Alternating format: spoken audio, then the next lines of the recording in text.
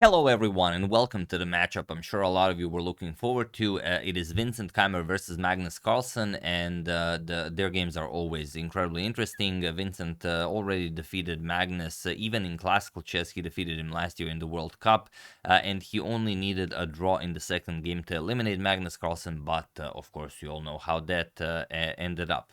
And now let's check out the game. It features a most interesting line of the Benoni, and for those of you who play against the Benoni and who love playing the Benoni, I'm sure will really appreciate this. So let's check it out. Vincent with the white pieces opens with pawn to d4. We have knight to f6 by Magnus, c4, e6, and now knight to c3. Vincent now inviting Magnus to go for the Nimzo Indian, but Magnus goes for pawn to c5. He goes for the Benoni defense, and Vincent goes into the main line. Into the modern Benoni, d5, we have e captures, c captures, and pawn to d6, knight to f3, and pawn to g6, preparing to fianchetto the dark square bishop. And while pawn to e4 is still the number one played variation, bishop to f4 is what Vincent goes for. And now bishop to g7.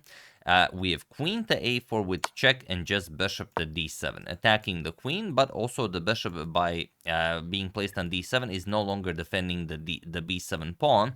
So Vincent goes back, queen to b3, puts pressure on the b7 pawn, and now pawn to b5 by Magnus. And this is a beautiful, beautiful setup because you always struggle to execute this b5 maneuver in the Benoni, and here it just comes so natural. But the weird thing is you can capture the pawn with the knight, but you can also capture this pawn with the bishop, and this looks even better as it will prevent Magnus from castling. So what's the idea here?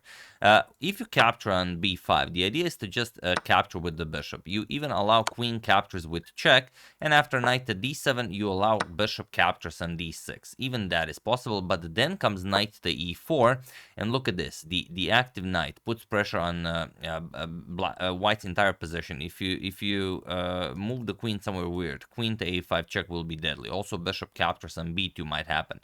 Also your bishop on d6 is hanging, and also if you, well, you have to play bishop to e5, or no, you have to play bishop to f4 or bishop to e5 as the knight is pinned, okay?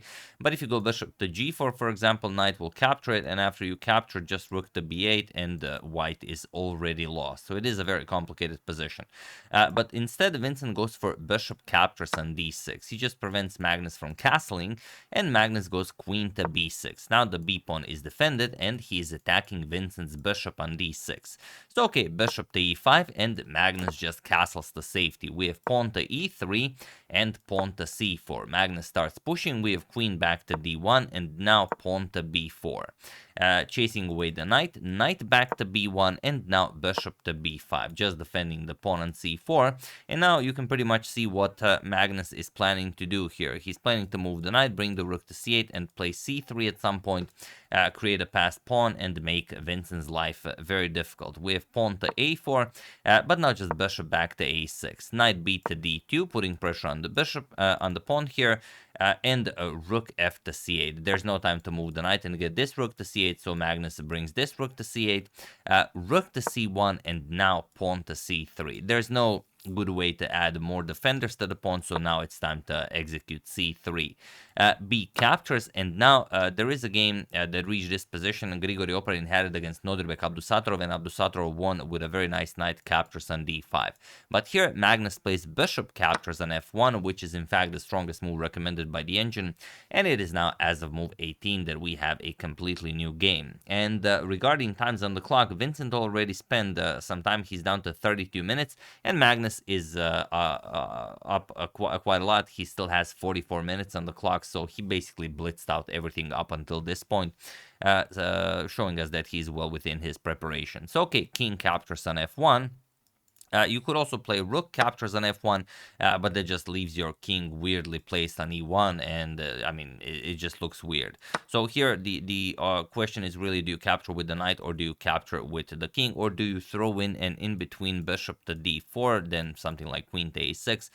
It is, of course, possible, but Vincent just goes for the natural king captures on f1.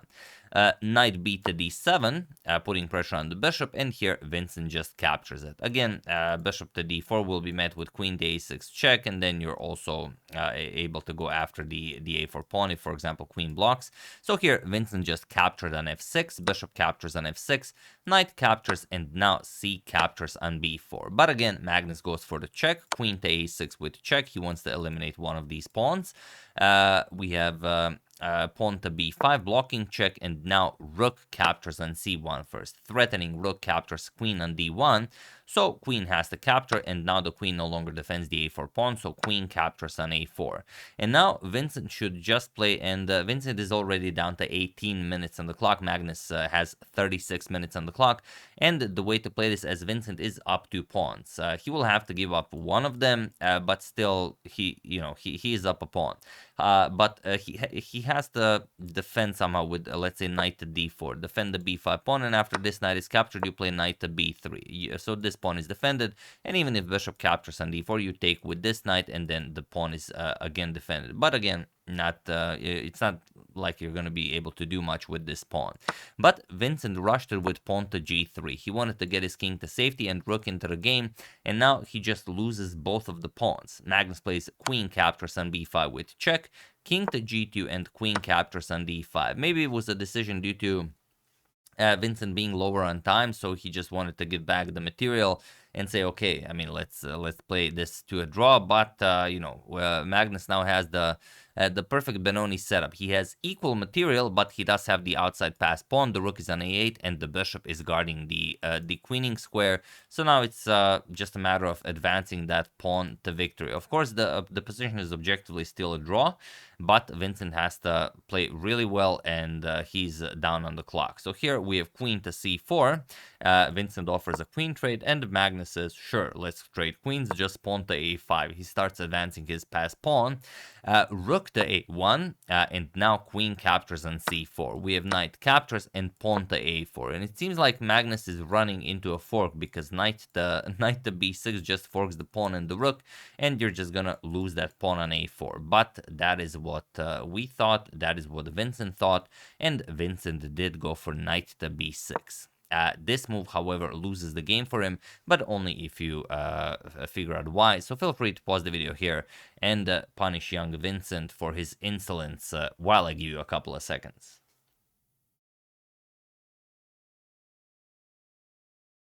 So for those of you who were able to do it, congratulations on always thinking about knights being tricky bastards. And for those of you who just want to enjoy the show, it is knight to d5 or knight to d7. Both moves work as you just want to attack the knight on b6 and open up a discovery on the rook on a1. Magnus chose knight to d5, and now that's pretty much it. The problem is there's no good way to react. Your rook is hanging, so you should definitely move the rook somewhere.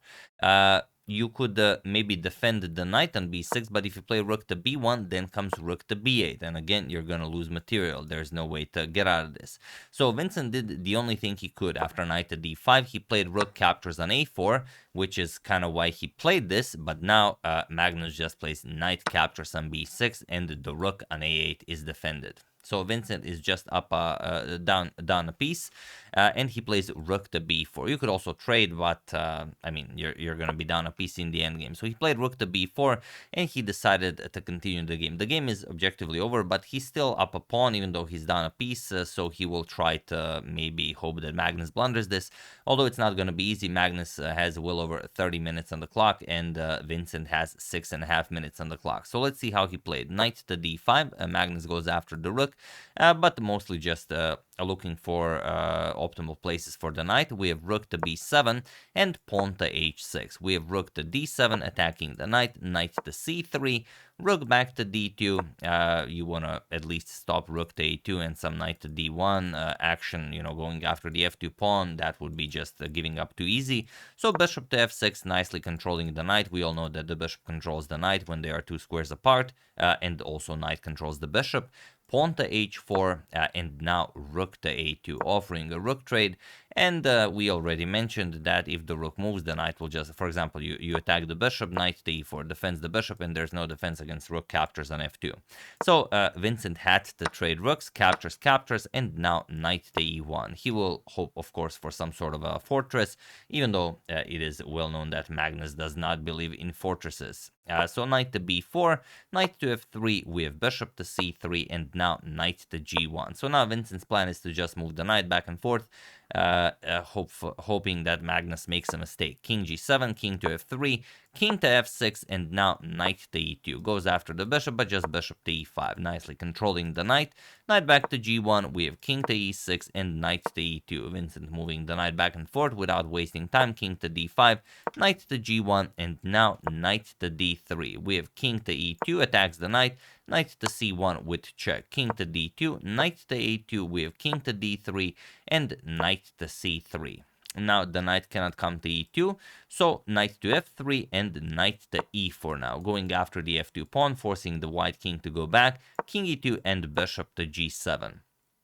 Knight to e1, we have king to c4, king to f3, and now knight to c3. We have king back to g2 and knight to d5. So as you can see, it still takes quite some work to get this done. We have king to f1 and now bishop to c3. Trying to trade pieces here. Knight to f3, king to d3, and now knight to g1. Knight to f6, we have knight to h3, bishop to e5, and now knight back to g1. Knight to e4, and king to g2. And finally, pawn to f5. These are optimally placed pieces before Magnus starts advancing his pawns.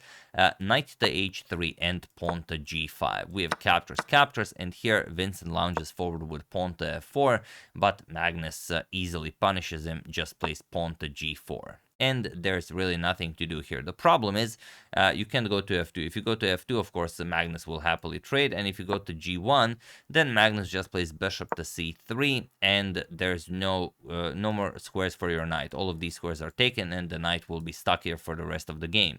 And the pawns will start falling, and that's pretty much it. So after g4, Vincent had to trade, played f captures on e5, G captures on h3 check, king captures, and now a few precise moves, because of course you know that if Magnus loses this pawn, then it's a draw. It doesn't matter that he's up a piece. Without pawns, he will not be able to win the game. So here, knight to g5 with check, king to h4, and now knight to f3 with check. Very important, as the king is cut off from advancing towards the df5 pawn. So king has to go forward or back, doesn't really matter. Knight captures on e5. And now, okay, you can play king to g5. Vincent did play it, but Magnus just went king to e4, and he was in this position on a move 66 that Vincent Keymer resigned the game, as there is nothing more to be done here. Of course, if you advance, the knight just captures it. There's nothing to be done there. And if you go back, let's say king to h4, then it's a matter of a simple, let's say knight f3 check, king h3, king captures on e3. You're going to play king to h2 or king to g2, and now knight to d2. And there's no way to stop the pawn. King to, maybe even a king to h2. You're going to play knight check. King will go to g2. Knight captures on g3, and you don't even need a knight to win this. King captures, pawn to f4 check. King g2, king e2, and with your king guarding the 3 squares needed to promote the pawn, that's it. You're just going to bring a queen or a rook into the game if you want to, harass your opponent for not resigning sooner. Some people also do that. There's nothing more to be done here. But yeah, of course, Vincent knew this. He knew this way sooner, all the way on move. That's what move 30 when Magnus played knight. No, that's move 29. But Vincent did not feel like going down in a miniature today. So yeah, that's the game. Hope you guys enjoyed it. Up until this round, they had equal points because Magnus drew 2 games. He had 1 loss and 1 win, but Vincent went into this round with 4 draws. But now Magnus takes another win. So we're probably gonna check out another game from today, and then we're gonna discuss the standings a little bit.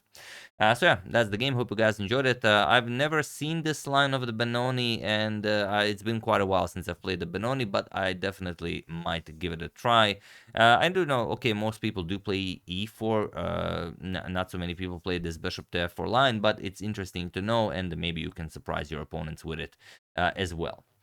So yeah, that's the game. I hope you guys enjoyed it. I would like to thank you, Hasamulovaskainen, David Gatlin, Joyful Chess Lover, Yunyang, and Mr. Hoodie Guy for your contribution to my channel. Thank you a lot. I really appreciate it. As usual, you can check 2 of my previous videos here. Thank you all for watching, and I will see you soon, continuing to check up on your wonderful suggestions and whatever else happens in the chess world. Thank you all. I will see you soon, and have an excellent rest of your day.